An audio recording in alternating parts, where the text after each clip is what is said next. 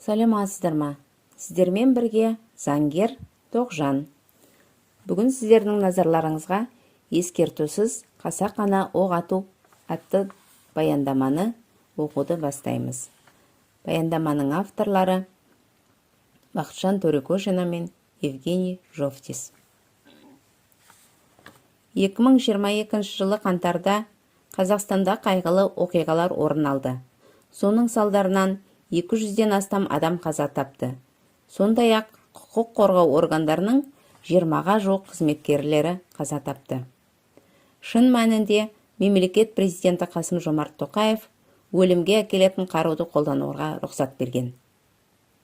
Бұл қайғылы оқиғалар тәуелсіз Қазақстан тарихында алғаш болған жоқ. 1986 жылы желтоқсан деген атпен белгілі қазақ жастарының бейбіт сөз сөйлеуі аяусыз басумен аяқталды. Бірақ ресми түрде бір адам ғана қаза тапты деп танылды. 2011 жылы желтоқсанда Жаңаөзен қаласында мұнайшылардың көп айлық ереуілінің күшпен тоқтатылуы салдарынан 16 адам қаза тапты. 2022 жылдың қаңтар оқиғалары деген атпен қаңтар 2022 Қазақстанның жаңа тарихындағы тағы бір қанды бетіне айналды. Ресми мәліметтер бойынша 238 адам, құқық қорғаушылардың мәліметтері бойынша 256 адам қаза тапқан. Оның 7-еуі кәмелетке толмағандар, 10-ы әйел адам, оның ішінде 2-еуі қыз бала. 9 адам хабар-ошарсыз кетті. Қаңтар 2022 барысындағы митингілер Жаңаөзен қаласы мен бүкіл Маңғыстау тұрғындары тарапынан сұйылтылған газ бағасын төмендету талабын қолдану ретінде басталды. Жаңаөзендіктердің талаптары бүкіл елде қолдау тауып, одан әрі шал, кет, саяси тұтқындарды босату және үкіметтің отставкаға кетуі туралы саяси талаптарына көшті. Алайда, бейбіт наразылық білдірушілер мен елде бейбіт революция басталды деп ойлағандарды және олардың қатысуымен алаңға қолдау көрсетуге барғандарды діни радикалдардан, қылмыстық элементтерден, бандиттерден, тонаушылардан, ұсақ бұзақылардан және ұйымдасқан қылмыстық топтардан тұратын ұйымдасқан, жеткілікті дайындалған жауынгерлік топтар өз мақсаттарына пайдаланып, тәртіп бұзушылыққа итермелеп, дүрбелең туғызды.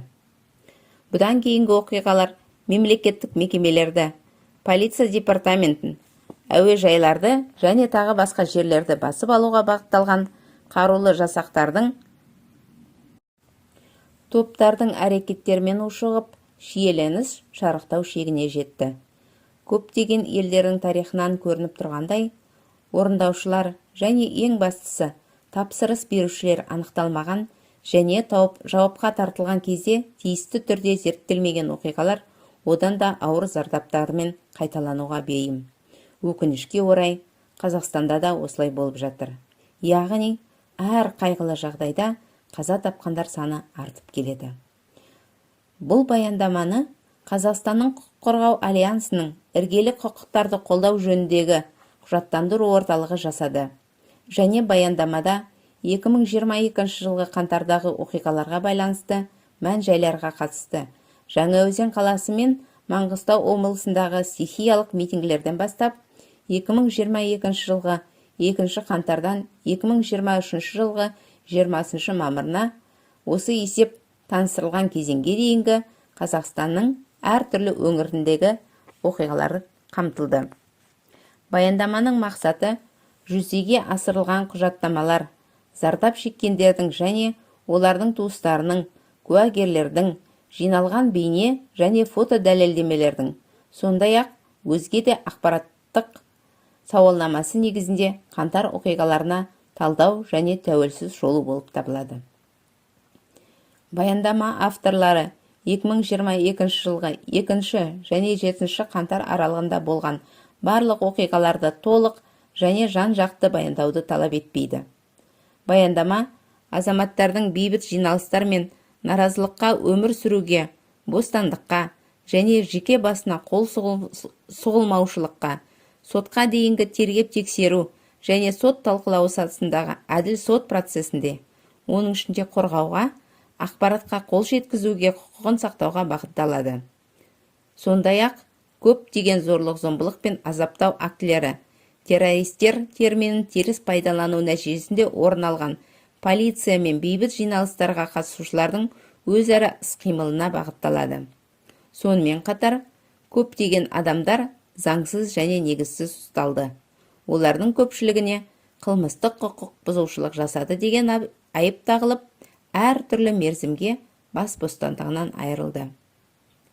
Қаңтар 2022 қорытындылары бойынша қозғалған қылмыстық істердің бір бөлігі қазіргі уақытта сотта қаралып жатқандықтан, құпия белгісіне байланысты тоқтатылған қаза тапқандар бар істер немесе жұртшылық үшін қолжетімді емес көптеген істер негізінен тоқтатылды.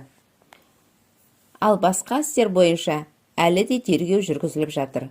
Сондықтан, әрі қарай құжаттау және талқылау кезеңі болып табылатын осы баяндамада қамтылған қорытындылар мен ұсыныстарды алдын ала жасалған деп санаған жөн.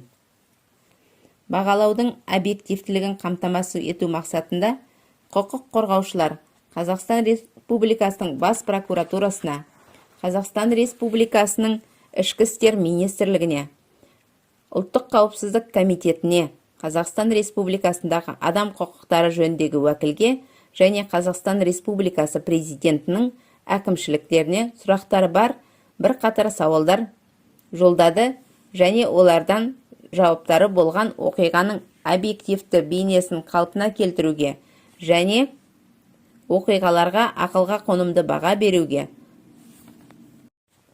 сондай-ақ құзыретті және оқиғаларға тартылған мемлекеттік органдардың ұстанымын баяндауға мүмкіндік берер еді. Өкінішке орай, Қазақстан билігінен қойылған сұрақтарға жауаптар алынған жоқ.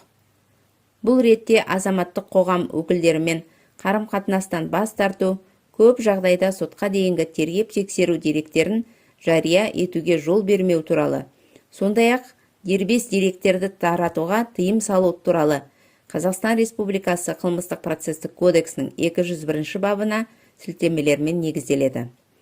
Осыған байланысты баяндаманың соңғы бөлігінде көптеген сұрақтар қайтадан қойылатын болады. Осы жағдайларда баяндамада ұсынылған қаңтар 2022-ні шолу мен талдау орталықтың ашық көздерден алған ақпаратына және олардың тікелей жинаған құжаттары мен куәліктеріне негізделеді. Барлығы 1000 сағаттан астам бейне жазбалар қаралды. Және қаңтар 2022-ге қатысты әртүрлі құжаттардың 10 мыңнан астам беті зерттелді. Баяндама авторлары жиналған материалдар қаңтар қасіретінің кейбір нақты мән-жайларын сенімді түрде анықтауға, азаматтардың құқықтары мен бостандықтарының бұзылуын тіркеуге және Қазақстан билігінің адам құқықтары саласындағы халықаралық стандарттарға сәйкес іс-әрекеттерін бағалауға мүмкіндік береді деп санайды. Назарларыңызға рахмет, аман сау болыңыздар.